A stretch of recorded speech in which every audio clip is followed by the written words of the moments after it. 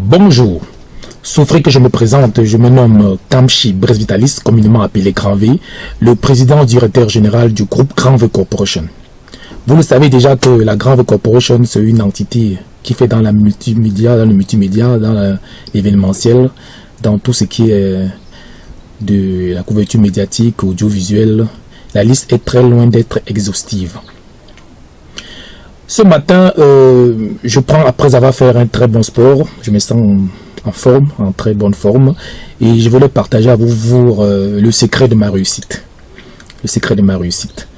Donc, je vais vous raconter une petite anecdote. Quand j'étais en 6e à Konsamba, je n'avais pas de très bonnes notes en mathématiques. J'avais de très mauvaises notes en mathématiques. Ma maman avait pris la décision de mettre à ma disposition un répétiteur qui était mon professeur de mathématiques, qui était notre voisin. On l'appelait Monsieur Lando, père à son âme, il est décédé, père à son âme. Il est décédé. Elle lui donnait 50 000 francs par mois. Ma maman lui donnait 50 000 francs par mois pour qu'il me répète en mathématiques. Et chaque fois qu'il me répétait, mes notes ne faisaient qu'aller de manière décroissante. Donc je quittais de 5 en mathématiques à 3 en mathématiques, après 2 en mathématiques. Un jour, il est venu de remettre l'argent à ma maman en disant qu'il ne veut plus prendre l'argent à ma maman parce que son enfant est irrécupérable, que son enfant vraiment ne va jamais s'en sortir en mathématiques, qu'il ne pourra jamais rien faire en mathématiques, qu'il ne pourra jamais rien faire dans sa vie, vraiment, que vraiment c'est un enfant irrécupérable, qui fait tout, il ne ménage aucun effort, et l'enfant ne fait que aller de mal en pire. La maman était déboussolée. Et vraiment, elle a failli pleurer même quand le monsieur lui a parlé de ça. Mais elle n'a rien dit après. Elle est venue me dire de ne plus faire les répétitions, que je dois apprendre tout seul et que je vais m'en sortir tout seul. Bon, pourquoi est-ce que je vous raconte cette histoire? Parce que cette personne qu'on avait étiquetée de très faible en mathématiques a fini par se prendre lui-même en charge. J'ai fini par avoir confiance en moi. J'ai eu confiance en moi et je n'ai pas cru à ce qu'on me disait que je ne suis pas capable de faire quelque chose, je ne suis pas capable de réussir, que je ne suis pas capable de réaliser des exploits, etc. J'ai pris la ferme conviction, j'ai pris la décision de travailler, n'est-ce pas? J'ai travaillé. Et après, je n'ai plus de répétiteur, je me suis en sorti tout seul sans répétiteur, il n'y a pas de répétiteur, c'était parfait. Et j'avais des très bonnes notes à l'école et j'ai eu mon bac C. Donc vous voyez que j'ai choisi la filière mathématiques, j'ai eu mon bac C. Et aujourd'hui, c'est avec les mathématiques que je gagne ma vie, n'est-ce pas? Parce que les mathématiques, en fait, j'utilise les mathématiques toujours pour gagner ma vie, pour faire mes affaires. Parce que moi, je me dis que quand on veut gagner sa vie, on fixe des objectifs, on se dit que qu'est-ce que je dois avoir aujourd'hui, qu'est-ce que je dois avoir à la fin du mois, qu'est-ce que je dois avoir à la fin de l'année, etc. Combien je dois avoir, comment faire pour avoir 10 millions à la fin du mois, comment faire pour avoir 100 millions, comment faire pour avoir 50 millions. C'est une équation différentielle avec un second membre non nul où le Y qu'on trouve, c'est l'argent. Donc, c'est les mathématiques que j'utilise aujourd'hui pour pouvoir mieux faire mes affaires, etc. Beaucoup de gens, pas mal de personnes, c'est-à-dire que n'en reviennent pas aujourd'hui, quand ils me voient aujourd'hui faire des affaires, de réussir dans l'entrepreneuriat.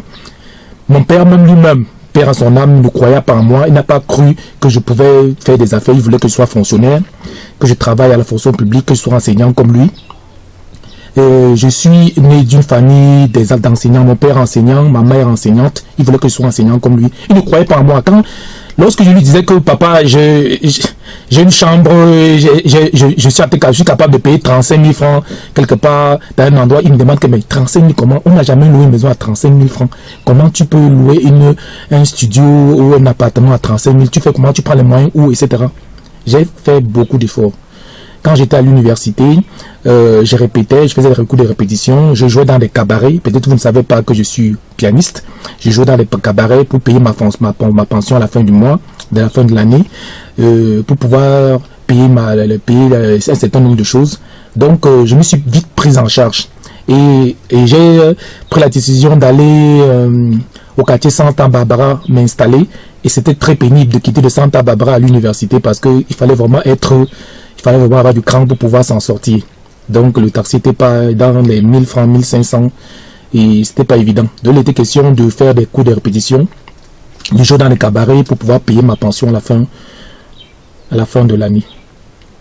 Donc pourquoi est-ce que je vous dis ça? Pourquoi est-ce que je vous raconte cette histoire?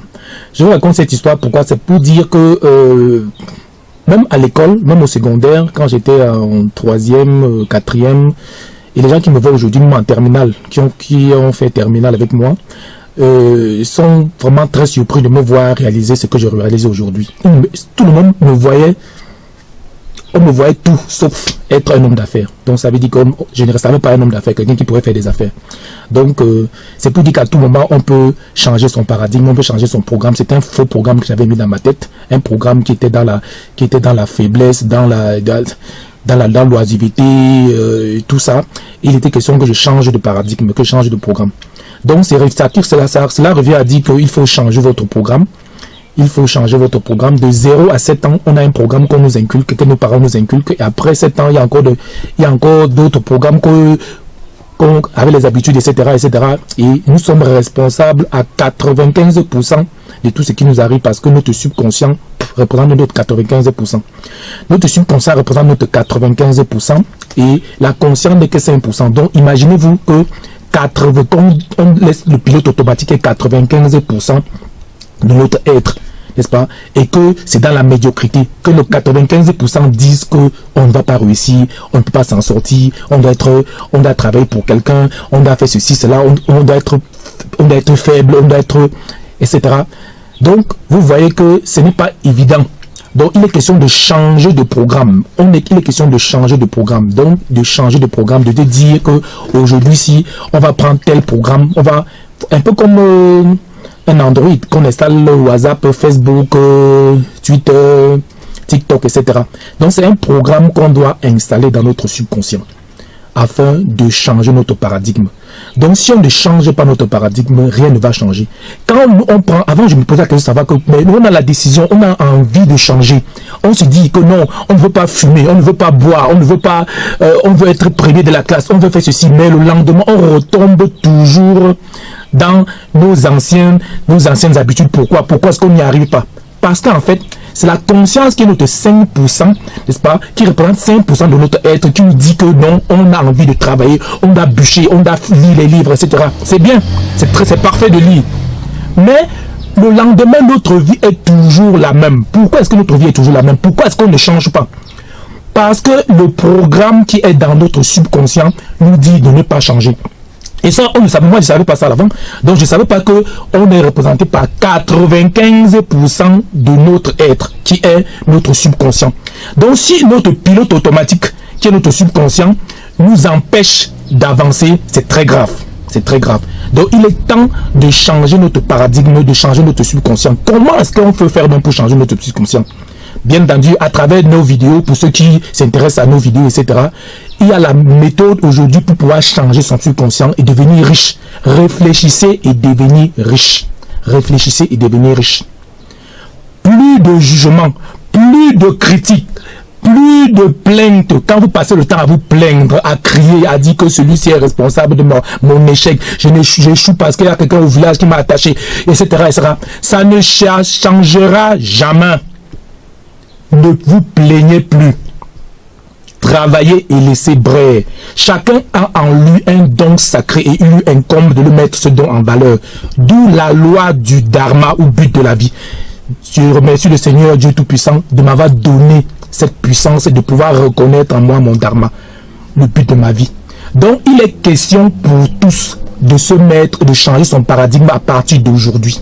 De changer de paradigme à partir d'aujourd'hui. Quand je parle de cette vidéo aujourd'hui, cette vidéo doit attirer l'attention de pas mal de personnes. Parce que je fais partie des personnes à qui on ne croyait pas que je pouvais un jour réussir et de pouvoir faire un certain nombre de choses dans ma vie.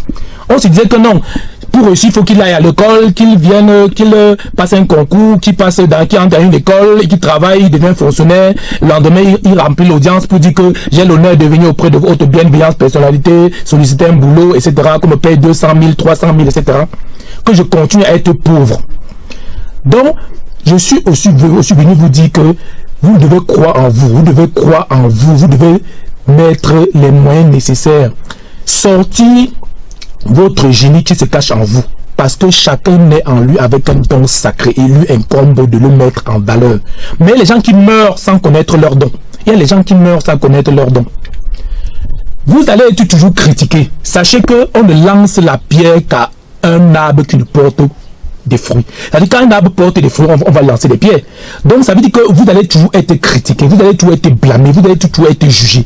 Mais ne prenez pas la décision en comptant sur un voisin, parce que quand vous avez quelque chose, vous allez voir le voisin pour lui dire que il y a ma maison qui est en train de brûler, il y a ma maison qui est en train de brûler. Il va prendre l'essence et mettre encore quelque part pour que la maison s'enflamme davantage.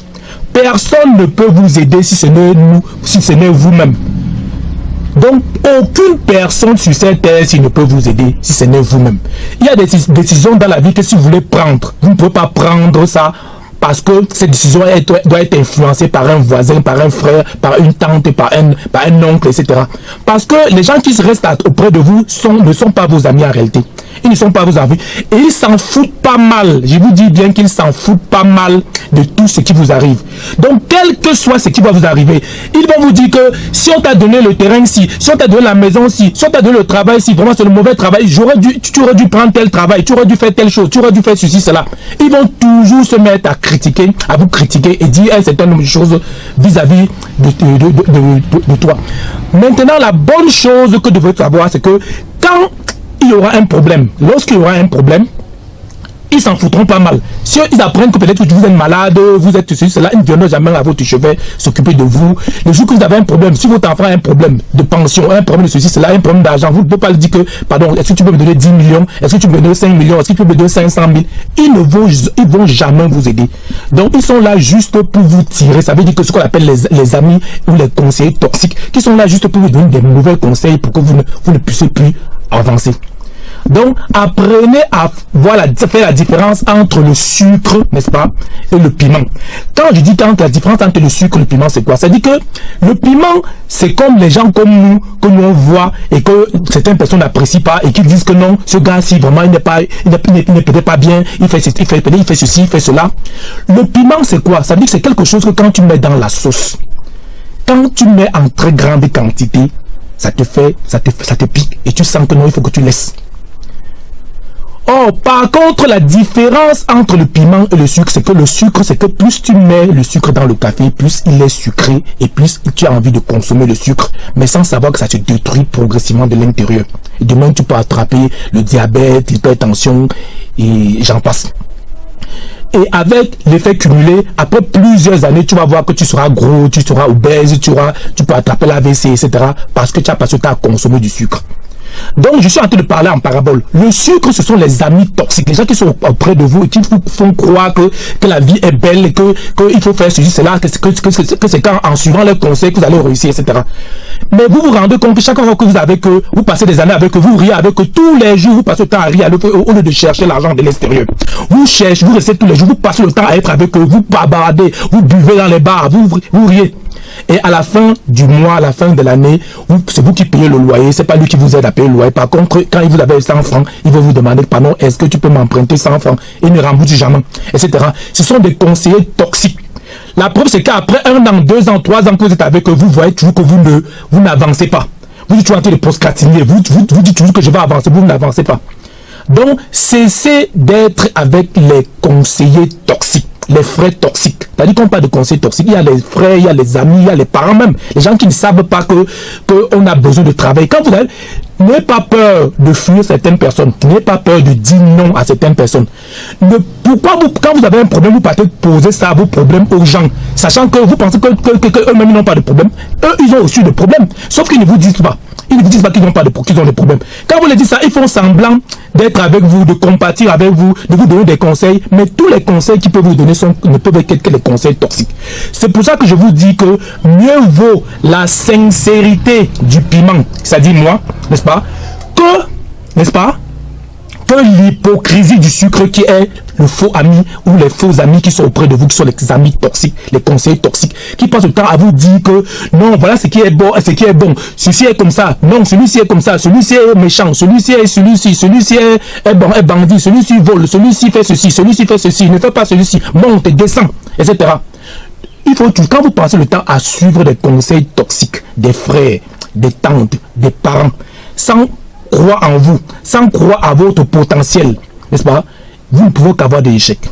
Je passais par là le temps à vous parler des cours sur l'amour et la différence entre l'amour et la peur.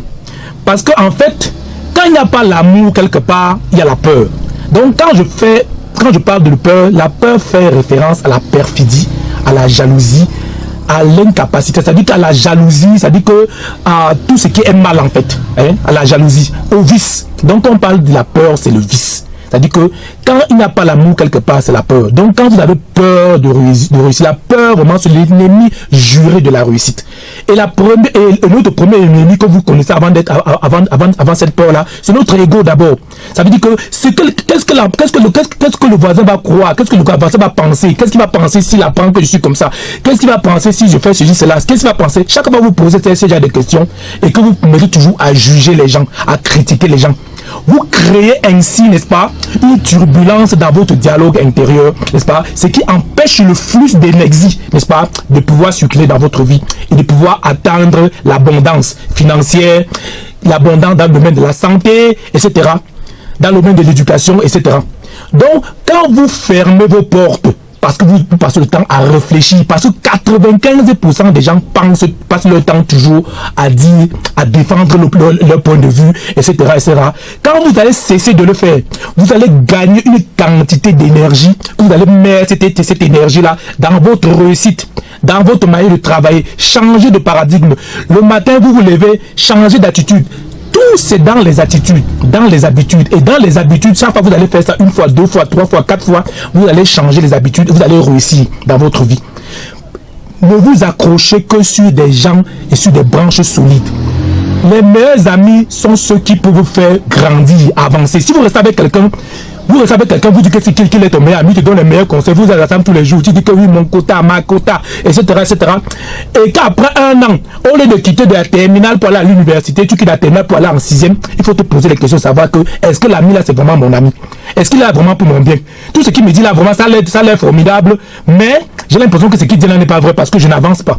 Depuis qu'il est avec moi, j'ai l'impression que ma vie ne fait qu'aller en décrescendo. Pourquoi ma vie ne fait qu'aller en décrescendo? Parce que j'ai pris une fausse décision de pouvoir suivre mes amis. Je dois croire en moi, chacun doit croire en lui.